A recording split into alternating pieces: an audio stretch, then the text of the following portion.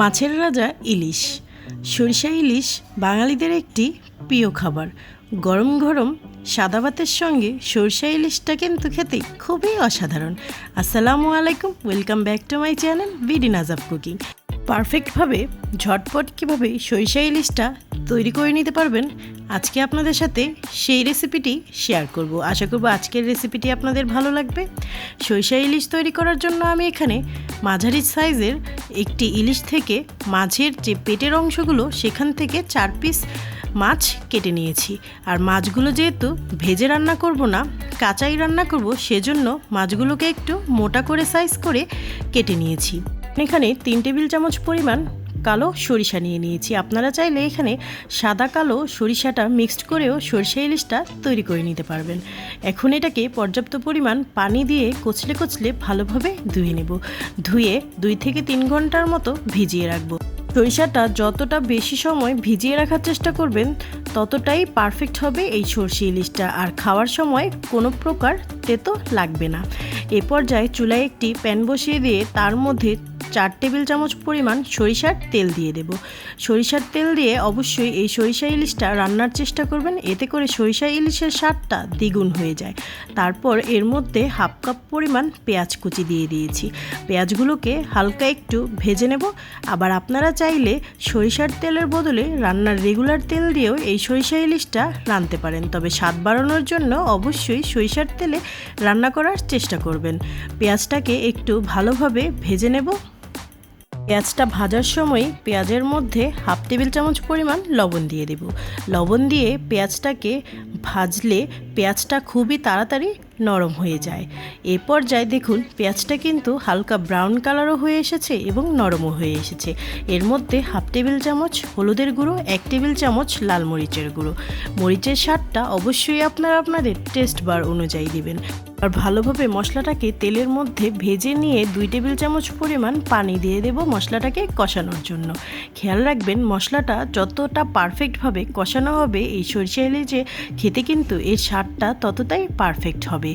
আর সরিষা ইলিশ তৈরির ক্ষেত্রে কিন্তু তেমন একটা মশলার কোনো প্রয়োজনই পড়ে না। হলুদ মরিচ আর জাস্ট লবণ আর পেঁয়াজ, এই দিয়েই কিন্তু সরিষা ইলিশটা পারফেক্টভাবে রান্না করা যায়। অবশ্যই রেসিপিটা ট্রাই করবেন। যখন মশলাটা খুবই ভালোভাবে কষানো হয়ে যায় সে পর্যায়ে এর মধ্যে মাছগুলোকে আমি ভালোভাবে ধুয়ে রেখেছিলাম সেগুলো দিয়ে দিচ্ছি। দিয়ে 2-3 মিনিটের মতো রান্না করে নেব, তারপর উল্টে পাল্টে দেব।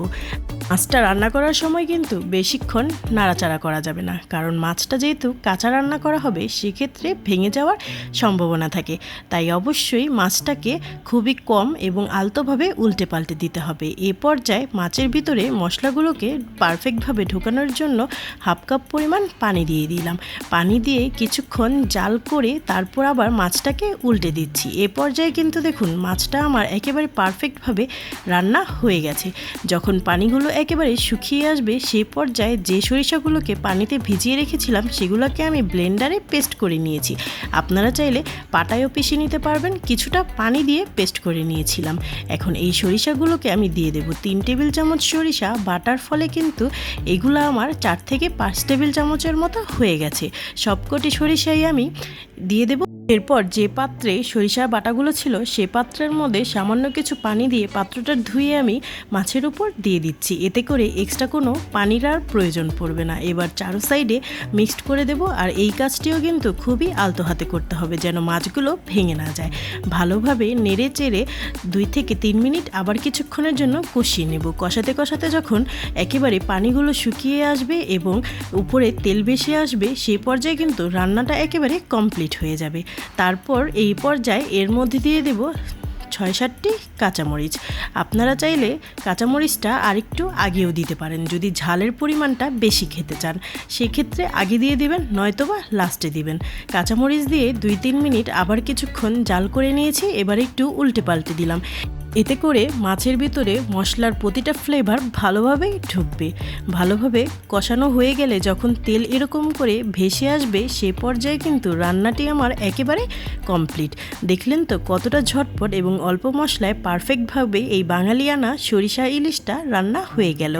গরম গরম সাদা ভাতের সঙ্গে সরিষা ইলিশটা খেতে কিন্তু খুবই অতুলনীয়। আজকের মতো বিদায় নিচ্ছে। আল্লাহ হাফেজ। সবাই একবার হলেও রেসিপিটা অবশ্যই ট্রাই করবেন।